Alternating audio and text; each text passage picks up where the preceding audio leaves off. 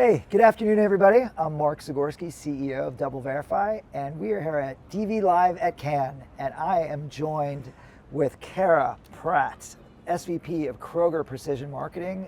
So lucky to have you here today. Thank you for joining us. Well, thanks for having me, Mark. This is lovely and such a phenomenal time to be in this industry, and a lot of great things happen in southern France. There really are, and this is just a normal occurrence for you, though. Usually, this is where you have your meetings, outside on a beautiful boat like this under the sun. No, not often, but maybe annually now. Yes, sounds like a good one. So let's chat a little bit. So you've had a really impressive, extensive career in what we're now calling retail media networks, but had different names from years ago. Tell me about your career path to SVP at Kroger Precision Marketing and how you got to where you are today. Yeah, I have been with the Kroger family for almost 20 years. Wow. Have had a passion for data, numbers, trends, analytics for my whole life, really. Yeah. So I started my career in Nielsen and was very active. You did? I did. I worked at Nielsen I too. didn't know that. Oh, Well, everyone cheers. worked at Nielsen. Cheers, Cheers to Nielsen. Cheers. Started my career in Nielsen in the CPG space, Okay. working with the brand analytics, and ended up moving to dunnhumby, USA. Okay. And that's where I first connected in with Kroger, and it's an incredible culture and community, and just the purpose that Kroger has. The Kroger's mission and purpose is to feed the human spirit, and I think about all the ways in which we're understanding consumer behaviors and leveraging that understanding of consumer behaviors to make their lives easier.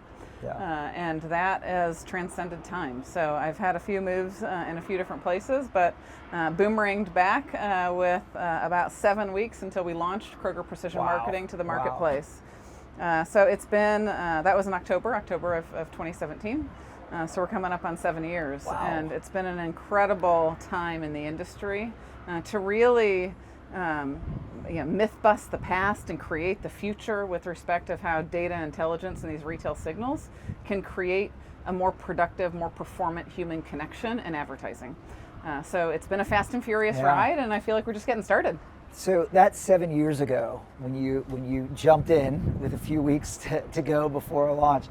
Did you ever think that retail media would become such a thing? It's really, besides CTV, it's the only thing everyone talks about in marketing today. Yeah, I couldn't have dreamed that it would be how it is today.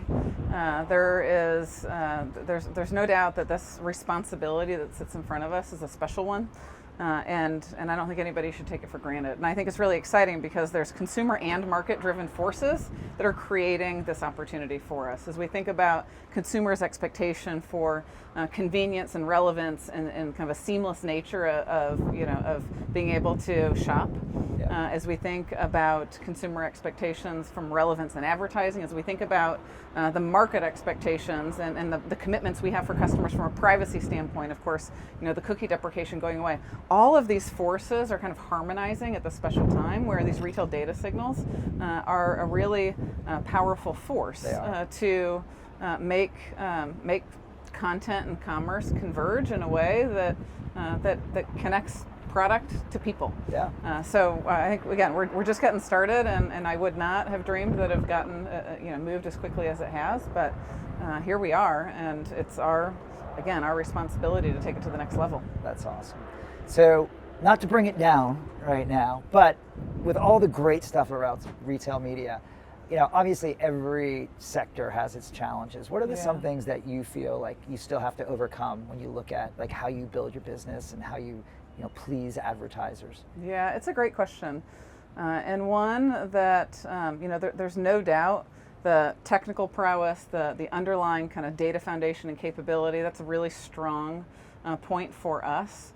And we've been very deliberate in the different publisher partnerships, the technology partners, including DV, who we work with to make sure that we can deliver against the promise and the expectations for advertising and level it up.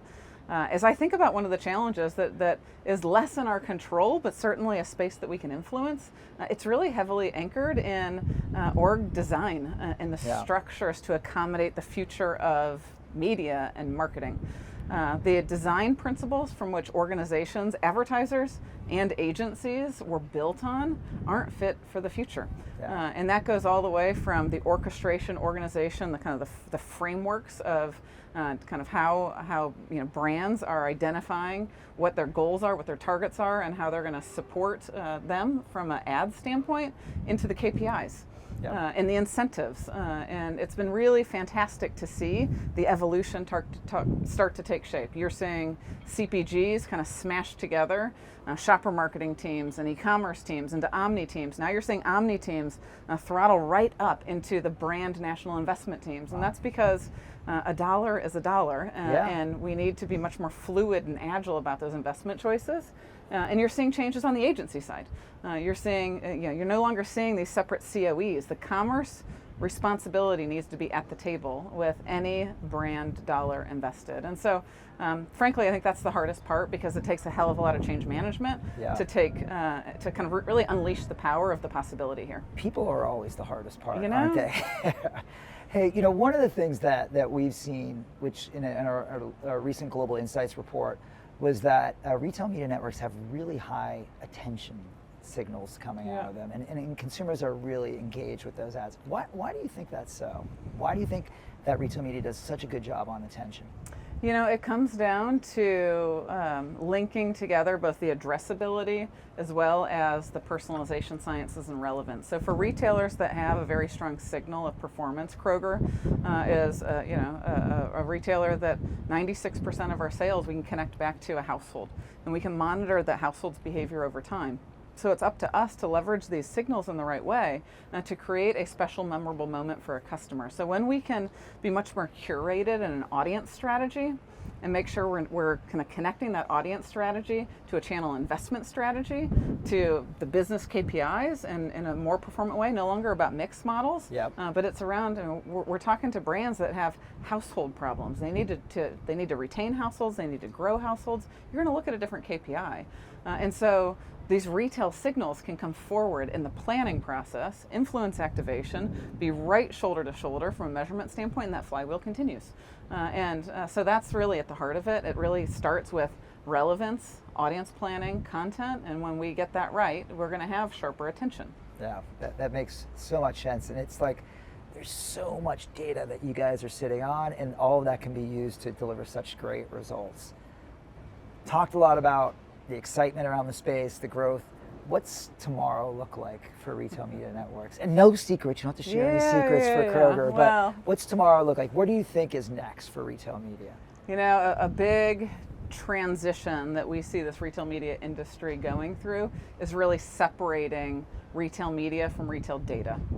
Of course, there's a component of retail media within influencing a constrained digital shelf within retail digital properties. That's the commerce side of what retailers and the media platforms can offer. There's a whole nother level of influence that can happen full funnel, if the funnel still exists. And that's where we think about this retail data layer, about the audience strategy and the measurement continuity with which we can bring, and that transcends any channel. And so that's where we see this next horizon, and really then is creating the right relationships, partner relationships, because no single entity can do this alone. We have to create those right trusted bridges with the right partners and make sure we're enabling that in the most productive, performant way.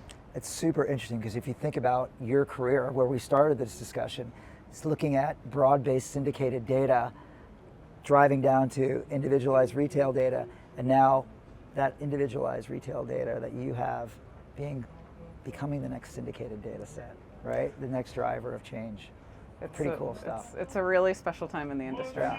Well, thank you, Cara, for joining us here today on our lovely afternoon on the boat. It's been wonderful having you. Thanks so much, Mark.